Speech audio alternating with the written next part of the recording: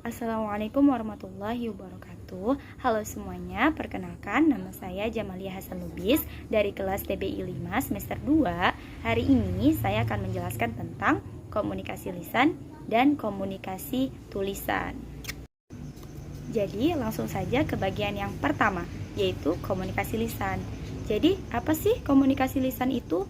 Jadi berdasarkan pengertiannya, komunikasi lisan itu terbagi atas dua, yaitu komunikasi lisan langsung dan komunikasi lisan tidak langsung.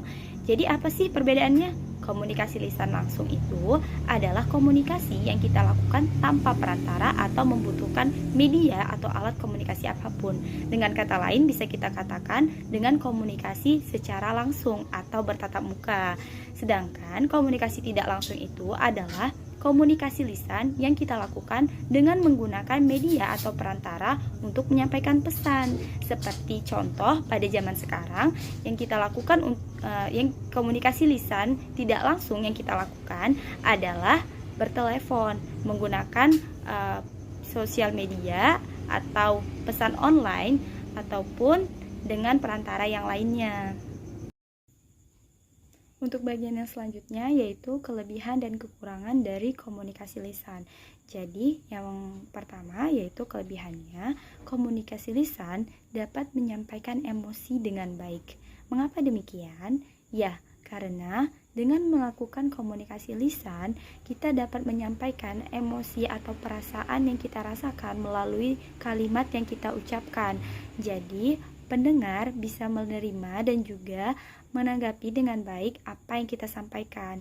Yang kedua yaitu menimbulkan tanggapan atau respon langsung. Seperti yang kita tahu bahwasanya proses komunikasi bisa terjadi apabila adanya umpan balik atau respon dari pendengar kepada pembicara.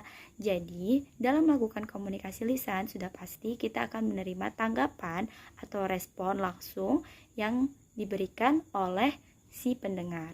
Yang ketiga yaitu tidak ada hal yang disembunyikan atau drama komunikasi. Jadi, karena komunikasi lisan terjadi secara langsung, maka tidak ada kepura-puraan atau hal yang dibuat-buat dalam komunikasi lisan karena terjadi dan berlalu begitu saja. Untuk bagian selanjutnya yaitu kekurangan dari komunikasi lisan. Jadi, yang pertama yaitu memerlukan adaptasi atau penyesuaian terlebih dahulu sebelum melakukan komunikasi. Jadi, di dalam komunikasi lisan, seorang pembicara dituntut untuk memiliki kepercayaan diri yang tinggi. Kenapa? Karena seorang pembicara akan menjadi pusat perhatian utama dari para pendengar. Maka dari itu, pembicara harus memiliki kepercayaan diri yang tinggi. Akan tetapi, jangan khawatir, ada beberapa tips untuk meningkatkan kepercayaan diri. Yang pertama yaitu memahami materi yang akan disampaikan. Yang kedua, tidak bertele-tele. Yang ketiga, memiliki intonasi dan artikulasi yang jelas. Yang keempat, memiliki gaya bicara yang sesuai dengan materi yang disampaikan. Dan yang kelima adalah penampilan. Jadi, memiliki penampilan yang menarik juga meningkatkan kepercayaan diri seseorang. Kekurangan yang kedua dari komunikasi lisan yaitu hanya berlalu begitu saja.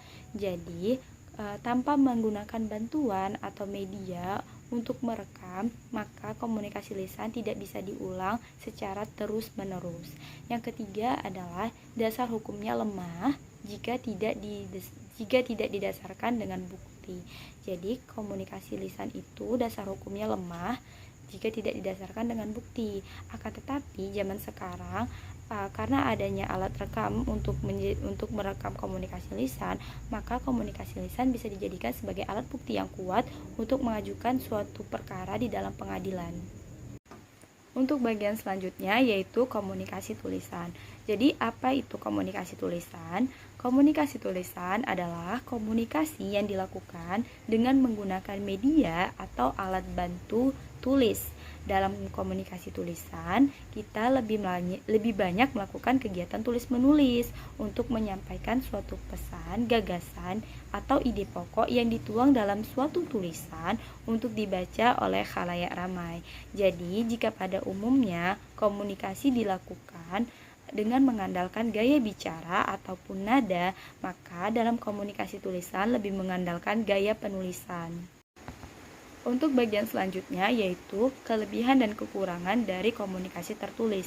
Yang pertama yaitu kelebihannya. Kelebihan pertama yang dimiliki oleh komunikasi tertulis yaitu komunikasi tertulis lebih terstruktur dan terencana.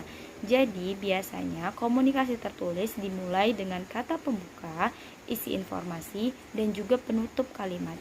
Jadi, lebih terstruktur dan terencana, sehingga para pembaca lebih mengerti apa maksud dari sebuah tulisan. Yang kedua yaitu dapat dijadikan sebagai bukti hukum. Seperti yang kita tahu bahwasanya komunikasi tertulis adalah salah satu komunikasi formal yang dapat dijadikan sebagai suatu bukti untuk mengajukan perkara di dalam suatu pengadilan. Untuk bagian selanjutnya yaitu kekurangan dari komunikasi tulisan. Yang pertama yaitu keterbatasan kata. Jadi seperti yang kita tahu dalam sebuah tulisan hanya berisi inti dari apa yang ingin disampaikan oleh seorang penulis. Yang kedua yaitu dapat menjadi ambigu atau rancu. Jadi dalam komunikasi tulisan, jika kita tidak memiliki gaya penulisan yang baik, maka para pembaca dapat mensalahartikan apa maksud dari sebuah tulisan. Yang ketiga yaitu tidak berlangsung lebih lambat dan selalu memakai alat bantu. Jadi sebuah komunikasi tulisan akan selalu menggunakan alat bantu seperti alat bantu tulis seperti pena dan juga kertas ataupun alat bantu media elektronik seperti handphone dan juga laptop, dan berlangsung lebih lambat. Kenapa?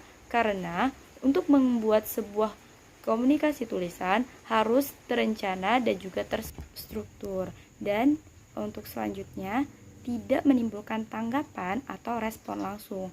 Jadi dalam komunikasi tulisan kita tidak dapat menerima respon langsung dari pembaca. Kenapa? Karena dalam komunikasi tulisan kita terlebih dahulu membuat sebuah tulisan, lalu menyebarkannya, lalu menunggu pembaca untuk memberikan respon, seperti itu. Jadi berbeda dengan komunikasi lisan yang mendapat tanggapan atau respon dari para pendengar secara langsung.